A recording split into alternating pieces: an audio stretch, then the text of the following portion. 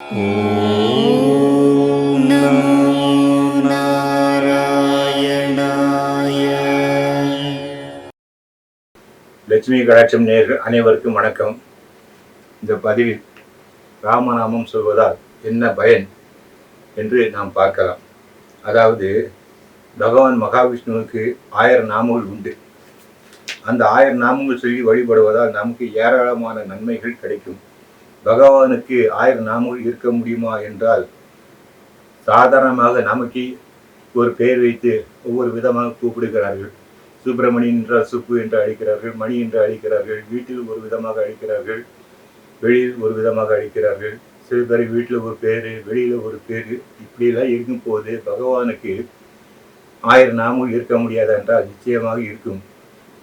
சொல்லப்போனால் அவருக்கு 1000 நாமங்களை விட மேலே இருக்கிறது. நம் பெரியவர்கள் ஒரு கணக்காக சொல்லியிருக்கிறார்கள் 1000 நாமம் என்று.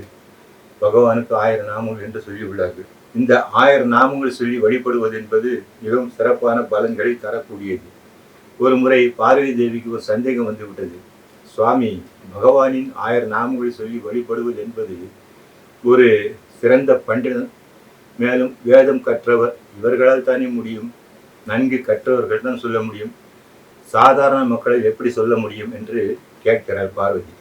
அப்போது சிவபெருமான் பார்வதியை பார்த்து சிரித்து கொண்டே சொல்லுகிறார், தேவி, நீ சொல்வது சரிதான். இருந்தாலும் அந்த 1000 நாமங்களை எல்லோராலும் சொல்லி வழிபட முடியாது. ஆனால் இருந்தாலும் அதற்கு நிகரான வழி ஒன்று உண்டு என்று அந்த வழி என்னென்று கேட்க பகவான் சொல்லுகிறார் சிவபெருமான்.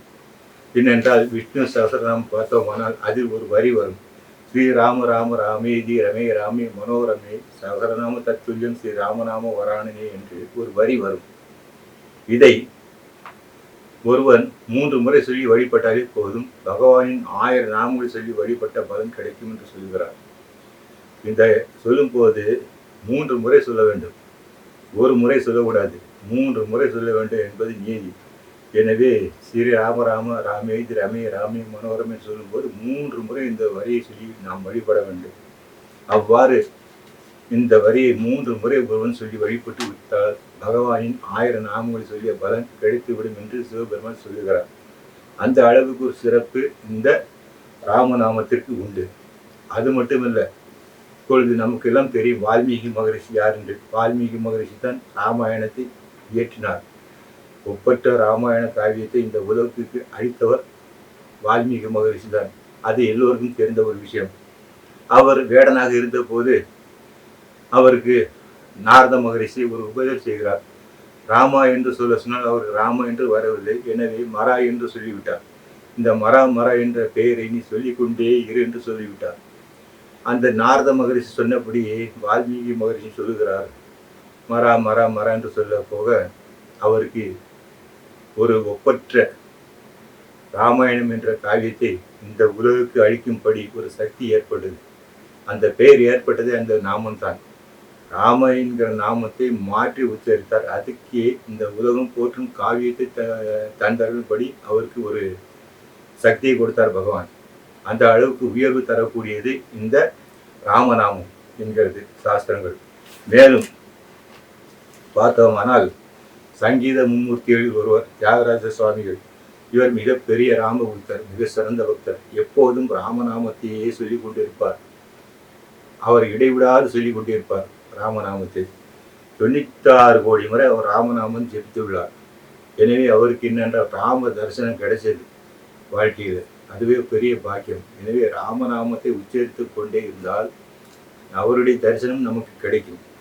அதுபோல நாதமணிகள் வைஷ்ணவத்தில் ஒரு சிறந்த ஆச்சாரியார். அவர் ஒரு நாள் ராமநாமத்தை உச்சரித்து கொண்டு யோக நிலையில் இருந்தார். அப்போது அவரை பார்ப்பதற்கு ஒரு குரங்கு, 2 வில்லாளி அண்டு ஒரு பெண் ஆக 4 அவரை பார்க்க வந்திருந்தனர். அப்போது அவர் யோக நிலையில் இருந்தார். எனவே அவர் யோக நிலையை கலைக்க விரும்பாமல் அந்த 4 திரும்பி சென்று விட்டனர். அப்போது அவர் வீட்டில் இருந்தவர்கள், ஐயா, நீங்கள் யோக நிலையில் இருந்தபோது 4 2 வில்லாளிகள், ஒரு குரங்கு மற்றும் ஒரு பெண் உங்களை காண வந்திருந்தனர்.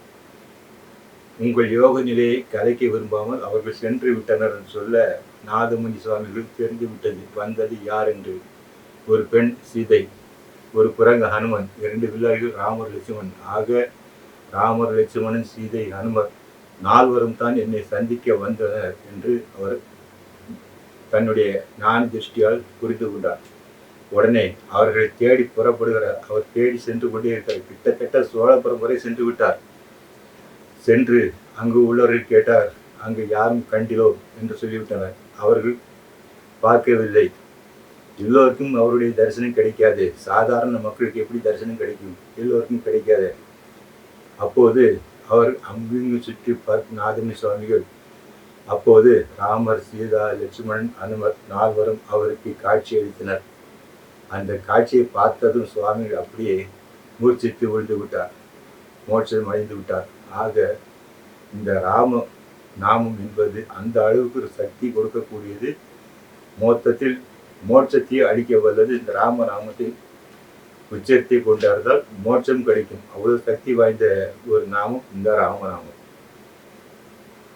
இந்த வீடியோ உங்களுக்கு பிடிச்சிருக்குன்னு நினைக்கிறேன். ஷேர் பண்ணுங்க, உங்கள் ஃப்ரெண்ட்ஸ் அண்ட் ரிலேட்டிவ் ஷேர் பண்ணுங்கள், லைக் பண்ணுங்கள், மறவாமல் சப்ஸ்கிரைப் பண்ணுங்கள்.